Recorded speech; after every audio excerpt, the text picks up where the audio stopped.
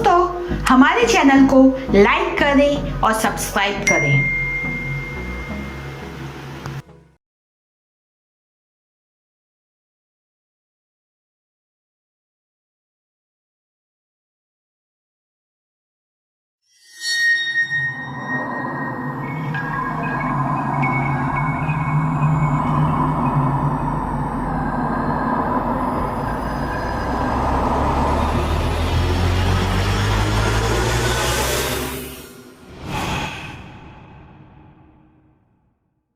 Hello दोस्तों, मैं आपकी दोस्त ध्वनि आपका स्वागत करती हूँ अपने चैनल हिंदी हॉरर डायरी। दोस्तों, इस वैलेंटाइन वीक में ऐसा माना जाता है love is in the air. हम सभी के मन में कहीं ना कहीं प्यार की एक अलग डेफिनेशन बसी होती है। अब ये लड़कपन का प्यार हो या जवानी का, पर ऐसा जरूरी नहीं कि सभी की लाइफ में ये लव मोमेंट आए। अब जिन सिंगल को मनचाहा लव या लाइफ पार्टनर ना मिले, उन्हें निराश नहीं होना चाहिए। Everyone has a story, but only few can have a love story. यानी सभी की जिंदगी में एक कहानी तो ज़रूर होती है, पर कुछ ही लोगों की नसीब में प्रेम कहानी होती है। यही हमारी आज की थीम है। आगे की स्टोरी आपको पायल सुनाएगी। हेलो फ्रेंड्स, मैं पायल। ये कहानी मेरी बहन नैना की है। नैना जब पैदा हुई तो हमारे खानदान की पहली बेबी गर्ल थी। मेरे दादाजी इवन पापा लोगों की भी कोई बहन नहीं थी, इसलिए नैना सभी की लाडली थी। उसकी हर ख्वाहिश पलक झपकते पूरी हो जाती थी। क्योंकि नैना उस समय एक लौती लड़की थी, तो वो थोड़ी जिद्दी बन गई थी। साथ ही उसे अपना कोई भी टॉय या सामान शेयर करना पसंद नहीं था। मेरे जन्म के बाद सब लोग मुझे भी बहुत प्यार करते थे, पर नैना का सेल्फिश नेचर नहीं बदला। उसे जो भी चाहिए होता उसे लेके ही दम लेती। कई बार अगर उसकी पसंद का टॉय मुझे मिल जाता तो वो उसे तोड़ देती। उसका मानना था अगर मेरा नहीं तो किसी का भी नहीं। नैना स्कूल जाने लगी तो उसका ये नेचर घर वालों को थोड़ा अजीब लगता था, पर उन्हें लगता था थोड़ी बड़ी होगी तो खुद समझ जाएगी। हालांकि टीनेज आते आते उसका ये नेचर बदल गया और घर वालों ने चैन की सांस ली, पर हम गलत थे। नैना की कॉलेज का फाइनल ईयर था। उसके कॉलेज ग्रुप में नवीन के साथ उसकी खास दोस्ती थी। रीज़न था उन दोनों की पार्टनरशिप। कभी प्रोजेक्ट तो कभी किसी फंक्शन की परफॉर्मेंस। दोनों की जोड़ी का कोई जवाब नहीं था। पर नैना और नवीन का रिलेशन सिर्फ एक अच्छे दोस्त तक सीमित था। मैंने नवीन के साथ उसकी अच्छी अंडरस्टैंडिंग देख के कई बार उसके मन की फीलिंग जानने की कोशिश की, पर वो हमेशा कहती हम सिर्फ अच्छे दोस्त हैं। जब कोई लड़की नवीन से बात करे तो नैना के चेहरे की बेचैनी साफ देखी जा सकती थी। जब नवीन किसी काम से हमारे घर आता तो जानबूझ के नैना को चिढ़ाने के लिए मैं नवीन से हंसी मजाक करती थी। कॉलेज का लास्ट सेमेस्टर था। अब तक नैना को लगा कि वो नवीन को दोस्त से बढ़कर पसंद करती है और उसे अपनी फीलिंग बता देनी चाहिए। फरवरी का टाइम था। उसने सोचा वैलेंटाइन वीक से अच्छा समय क्या होगा। वो इस बार काफ़ी एक्साइटेड थी और उसने पूरे वीक के डेज के लिए सरप्राइजेस और गिफ्ट की शॉपिंग भी कर ली थी। 7 फरवरी उसने नवीन के लिए एक रेड रोज़ लिया। वो कॉलेज जाके नवीन को ढूंढने लगी। किसी ने उसे कहा कि नवीन को कैंटीन में देखा है। नैना वहाँ पहुँची तो उसने देखा नवीन के हाथ में एक रेड रोज़ था, जिसे वो एक दूसरी क्लासमेट संध्या के हाथ में दे रहा था। नैना को नवीन के सीक्रेट लव के बारे में नहीं पता था। वो थोड़ी शॉक हो गई। उसने अपने हाथ के रेड रोज को वही मसल दिया और अपने बैग में छुपा दिया। नवीन ने उसे कैंटीन में देखा तो उसे बुलाया और बताया कि संध्या ने उसका प्रपोजल एक्सेप्ट किया। नैना किसी भी एंगल से नवीन और संध्या को साथ नहीं देख पा रही थी। उसके बचपन का नेचर एक बार फिर उस पे हावी हो रहा था। वो तुरंत घर लौट आई। रात को नवीन को उसके घर के बाहर एक बिखरा हुआ रोज मिला। यही नहीं, उसे आने वाले डेज की हर नाइट को कुछ ना कुछ गिफ्ट मिलता। अगले दिन उसे एक आधा जला हुआ प्रपोजल कार्ड मिला जिसमें आई हेट यू लिखा था। नेक्स्ट डे उसे उसकी फेवरेट चॉकलेट जो एकदम क्रश करी हुई थी मिली। फिर उसे एक टेडी मिला जिसकी एक आँख और कान नहीं थे और वो आधा जला हुआ था। प्रॉमिस डे पे उसे एक वुडन रिस्ट बैंड मिला जिस पे लिखा था I will stay with you for ever. Hug day पर एक हार्ट शेप कुशन फटा हुआ रखा था और उसका फाइबर इधर उधर उड़ रहा था। नवीन ने कई बार ये गिफ्ट रखने वाले को देखने की कोशिश की पर वो ये जान नहीं पाया था। वो सुबह उठता तब ये सब उसके डोर पे रखा हुआ मिलता था।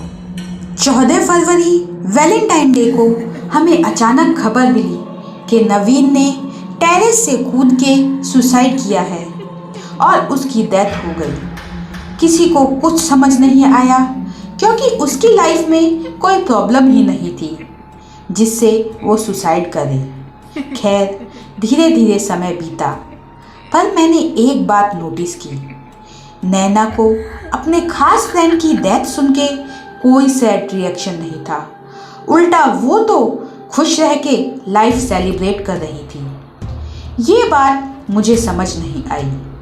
नैना का सेमेस्टर पूरा हुआ तो वो मास्टर डिग्री के लिए दूसरी सिटी में चली गई और गर्ल्स हॉस्टल में रहने लगी। 1 साल बाद फिर वैलेंटाइन वीक आया। 6 फरवरी देर रात लगभग 2 बजे या यूँ कहें 7 फरवरी 2 AM नैना सो रही थी तो उसे ऐसा लगा जैसे कोई उसे धीरे धीरे से पुकार रहा है। नैना, नैना। उसकी आँख खुली तो कोई नहीं था। इतने में डोर के पास कुछ गिरने की आवाज़ आई। नैना ने दरवाज़ा खोला तो वहाँ एक बिखरा हुआ रेड रोज़ पड़ा था और आसपास फ्लोर पे ब्लड के छींटे पड़े हुए थे। नैना थोड़ी डरी। फिर उसे लगा कि साथ वाली रूम की गर्ल ने मजाक किया होगा और गुस्से में गेट बंद करके सो गई। पर उसे रात में अपना नाम पुकारे जाने का कई बार एहसास हुआ। नैना की सुबह 7 बजे आँख खुली तो सबसे पहले डोर खोल के देखा तो वहाँ कुछ भी नहीं था। हैरानी की बात तो यह है कि ब्लड स्पॉट भी एकदम क्लीन थे और नैना जानती थी कि स्वीपर हॉस्टल रूम में 10 बजे क्लास स्टार्ट होने के बाद ही झाड़ू पोछा करने आते हैं। तो ये सब किसने साफ किया? उसे क्लासेस के लिए देर हो रही थी तो इस पहेली को बीच में ही छोड़ के वो कॉलेज गई और इस बात को भूल गई। अगले दिन देर रात लगभग 1 बजे नैना रात में वॉशरूम जाके आई तो उसने देखा रूम के मिरर पे ब्लड से लिखा था आई हेट यू और नीचे एक जला हुआ प्रपोजल कार्ड पड़ा हुआ था। वो काफ़ी घबरा गई और डर भी गई और अपने साथ वाले रूम से गर्ल्स को उठाया और ये सब दिखाया। पर वो सब क्लासमेट उल्टे नैना पर गुस्सा करने लगी। इतनी रात गए हम ही मिले थे उल्लू बनाने को। सो जाओ और प्लीज़ ये नाटक बंद करो। हॉस्टल इंचार्ज को पता लगेगा तो तुम्हें हॉस्टल से निकाल देंगे। नैना ने मिरर साफ किया और कार्ड को डस्टबिन में फेंक दिया। नैना बहुत डरी हुई थी तो उसने रूम की लाइट ऑन रखी। उसकी निगाह मिरर से हट ही नहीं रही थी। इसी बीच उसकी आंख लग गई और अचानक उसे किसी की तेज सांस लेने और छोड़ने की आवाज़ आई।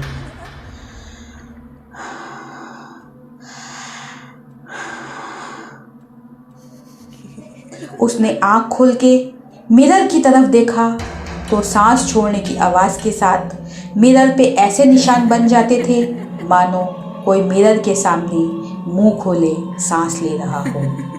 नैना डर के मारे उठी और साथ वाले रूम में उसकी क्लासमेट के पास गई और रात के बचे हुए कुछ घंटे उसने वहीं स्पेंड किए।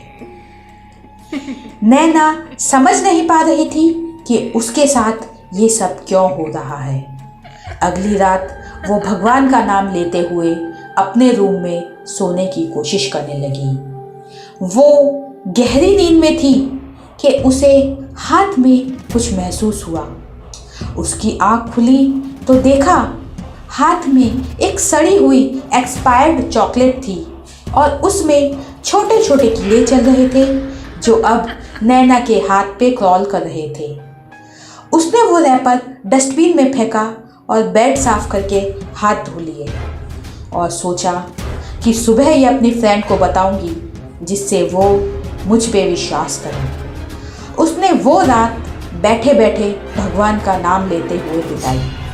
सुबह होते ही वो साथ के रूम से फ्रेंड को बुलाकर लाई और डस्टबिन दिखाया तो वो खुद देख के चौंक गई। उसमें एकदम न्यू और पैक्ड चॉकलेट थी। उठा के देखा तो मैन्युफैक्चरिंग डेट भी 1 मंथ पहले की थी। इस बार उसने ध्यान से चॉकलेट के ब्राइट रैपर को देखा तो अचानक कुछ याद आया। ये तो नवीन की फेवरेट चॉकलेट थी। तो क्या नवीन की आत्मा? नहीं नहीं, वो नहीं हो सकता। ये मेरा वहम है।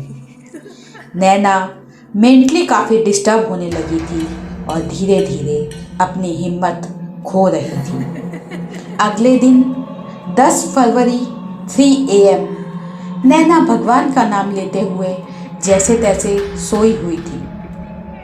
उसे नींद में अचानक कुछ जलने की बू आई। उसने देखा उसके रूम में एक जला हुआ टेडी बियर था और उसका एक आँख और कान नहीं था।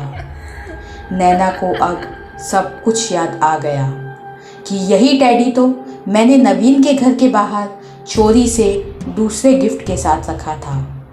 उसे यकीन हो गया कि ये नवीन की आत्मा है जो मुझे परेशान कर रही है। उस रात तो नैना को उसके रूम में कभी नवीन की आवाज़ सुनाई देती तो कभी उसके चलने की आवाज़। अब तक सिर्फ नैना ही जानती थी कि उसी ने नवीन को मारा है। वो किसी को कह भी नहीं सकती थी और जल्दी से जल्दी अपने घर जाना चाहती थी। जैसे ही सुबह हुई उसने अपना बैग पैक करा और घर चली आई। नैना घर में आई तो एकदम अपसेट और चुपचाप रहती थी मानो कुछ छुपा रही हो। नैना मेरे रूम में ही सोती थी। 12 फरवरी की रात नैना को सोते समय ऐसा लगा कि उसे किसी ने टच किया हो। उसकी आँख खुली तो उसने देखा नवीन बेड पे उसके पैर के पास बैठा है और उसने नैना के पैर पकड़े हुए हैं।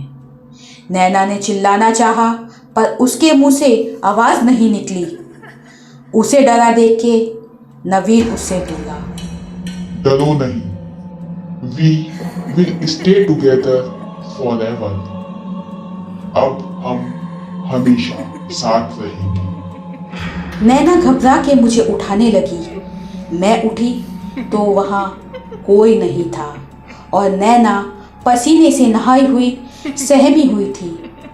अब उसने सबसे पहले मुझे बताया कि किस तरह उसने 6 दिन तक नवीन के घर के बाहर डैमेज्ड गिफ्ट रखे और 14 फेब वैलेंटाइन डे को उसे बहाने से टेरेस पे बुलाया और नीचे कुछ सरप्राइज दिखाने का बोलकर झांकने को कहा और उसे पीछे से धक्का मारा। और अब नवीन की आत्मा उसे हॉस्टल में परेशान कर रही है और आज तो मैंने उसे अपने पास बैठे देखा। मुझे डर है कि वो मुझे भी ना मार डाले। मैंने उसे कहा, ये बात अभी फैमिली में किसी को मत कहना और तुम मेरे साथ रहो, हम इससे बचने का कोई रास्ता ज़रूर निकालेंगे। 13 फरवरी की सुबह और रात को नैना को कुछ दिखाई या सुनाई नहीं दिया, ना ही उसे नवीन का कोई आभास। तो हम लोग थोड़े निश्चिंत हो गए।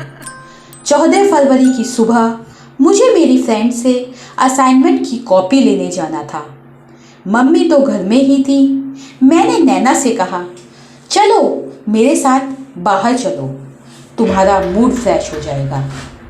तो वो बोली, कोई नहीं, I am feeling better now, माँ तो घर पे मेरे साथ ही है। 20 मिनट बाद मैं फ्रेंड के घर से असाइनमेंट लेके निकल ही रही थी कि माँ का कॉल आया। वो रो रही थी और मुझे जल्दी घर आने को बोल रही थी। मैंने उन्हें पूछा, माँ क्या हुआ? वो बोली, बस जल्दी घर आ जा।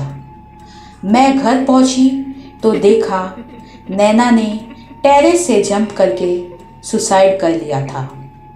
मेरे सिवा घर में कोई नहीं जानता था कि नैना ने ऐसा क्यों किया।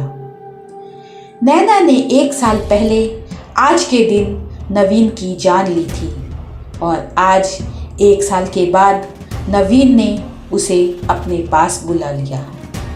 पुलिस इन्वेस्टिगेशन में भी सुसाइड कह के केस एंड हो गया। फैमिली और फ्रेंड्स सबके लिए नवीन और नैना की डेथ हमेशा के लिए एक मिस्ट्री बनके रह गई। तो दोस्तों, आपको ये कहानी कैसी लगी?